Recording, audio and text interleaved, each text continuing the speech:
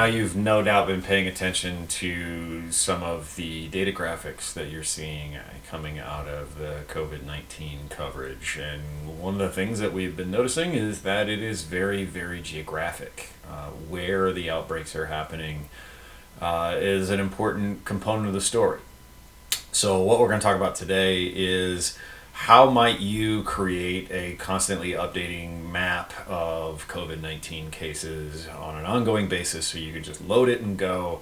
You don't have to create this map every day over and over and over again. So every time the data updates, you get an update. Why? Well, we already kind of talked about that. This story is just a very geographic story. Like where this is happening is an important element of it. So the why is not too tough to figure out. The how, in this case, because we have a very fortunate stroke of luck of a data set that's really easy to work with and that we can get, makes it pretty easy, and we'll show you how to do that over in the screencast. We return to our studio to look at automating our maps. So this will be very similar to stuff that we've done before with Geographic Basics. We are very, very fortunate that we are going to be working with a data set from the New York Times. The New York Times has invested a lot of labor, including the labors of somebody in our class, to gather county level data nationwide, and they are open sourcing that data and giving it away to anybody who wants to use it. So yes, please, we'll go ahead and use it. So first thing we'll do is we'll set up our libraries as usual. We're going to import the tidyverse and SF.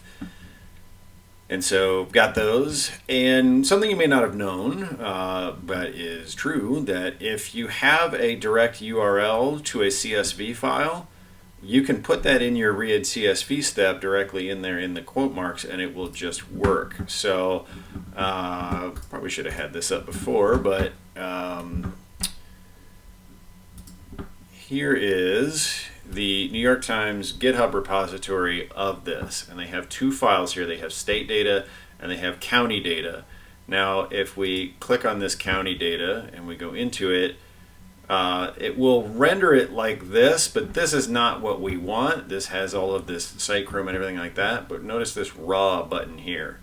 If we click that, the page becomes directly linked to the CSV, so we can take that file path right there. This is just a path that goes to a server on GitHub and serves up the CSV, and we can drop it in here, and when I run that, it'll go get it, and it parses just the same. So here's what our data has. It has a date, which is a fully correctly formatted date because it says call date, the county, the state, the FIPS. The FIPS you may recognize as looking an awful lot like our geo IDs from previous assignments, where the first two letters are the state and the next three are the county.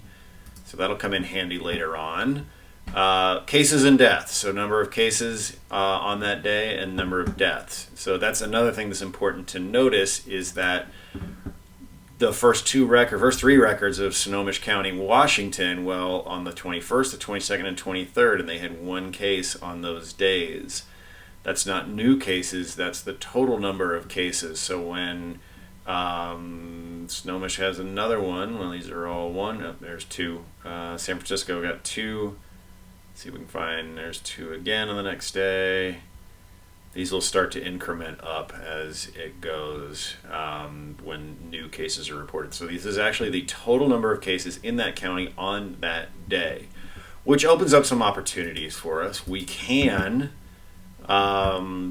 look at the growth of cases, say in Nebraska. So let's just go ahead and filter Nebraska. So I've got my COVID data. I'm creating a new data frame called Nebraska, and I'm just filtering state equals Nebraska. So using ggplot, I can just put in a geom line, my data equals Nebraska, my aesthetic. In a line chart, X is always a date value, Y is almost always, if not always, a number. I'm going to group it by the county so you can see each line for each county. I'm going to create a color for each county so you can see what that looks like. And because I'm doing this screencast a day after I am doing the book, this will look even a little bit different. So in the book, the jump here in Washington County just is going up and up and up, but it flattened out because no new cases got reported in Washington County yesterday. They got 10 in a single day inside a nursing home. My home county, by the way, is Washington County, which is why I know a lot about that. But this is Douglas County. This is very clearly Omaha, which has considerably more. And this is what is called a classic exponential curve, where the number of cases is increasing exponentially.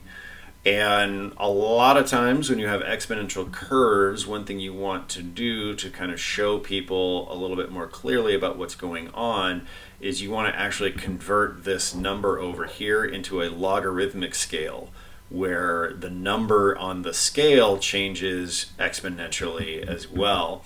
And we can do that by adding this scale y continuous and transform this into a log scale.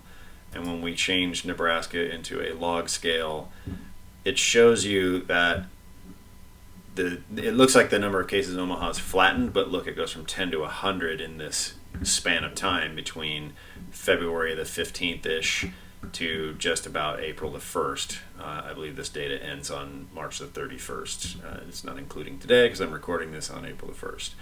But you'll see these other cases growing there, and as this changes, you'll see this scale change as well. There is a link in the chapter to a discussion about why use log scale that you really should look at. It's by the Financial Times. They have been doing some of the best visual work around COVID-19 on the planet, and the guy who's doing it talks about how they're doing it and why they're doing it, and it's just really good to watch and to listen to and think about. But this chapter isn't about line charts, it's about maps. So what we need to make a map, we can't use this for mapping. Maps only look at one moment in time, so a snapshot is what we'll need. So to be able to do that, we need to be able to get the most recent date.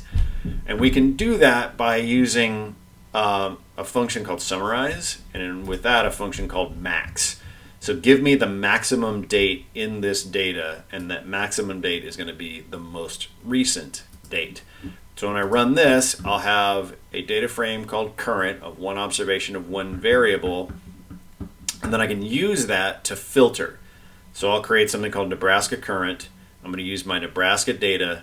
I'm going to filter the date is equal to current, and you might notice this from our RVest assignment. This says just give me the first element in the data, which is we only have one element anyway, and that element is this date. So I'm just asking for element 1, row 1, and I'm going to get it that way. So it's just going to pop that date into my filter, just like that. And then this little bit here in the end, the rename, I'm just doing that to make my join condition work much easier later. I'm renaming FIPS to GeoID. Remember that renaming is a bit backwards. You first tell it what you want it to be and then set it equal to what it is. So I run that. I have 23 observations of 6 variables. That tells me that there's 23 counties in Nebraska that now have confirmed COVID-19 cases. So I'm going to import my county data, same as we have done in the past. I'm going to join counties. I'm going to join Nebraska current to counties. So the 23 counties with cases will get joined to all counties, and I'll keep all counties because they have a left join. Because my counties table has every county in the United States, you can see 3,233 here. I'm going to filter by the state FP of 31 to give me just Nebraska, and now I have Nebraska counties. And with that, now that I've done all of this joining and filtering, I can pass in my geom_sf, my data equals any counties. I'm going to fill it by the number of cases, so the county boundaries, the county area will change colors based on that. I'm going to use this scale fill Veridis to do that, and I'm going to transfer it with a square root just to make it a little bit easier to see. I'm going to throw a theme on it, theme void. Theme void strips out pretty much everything that's not totally necessary.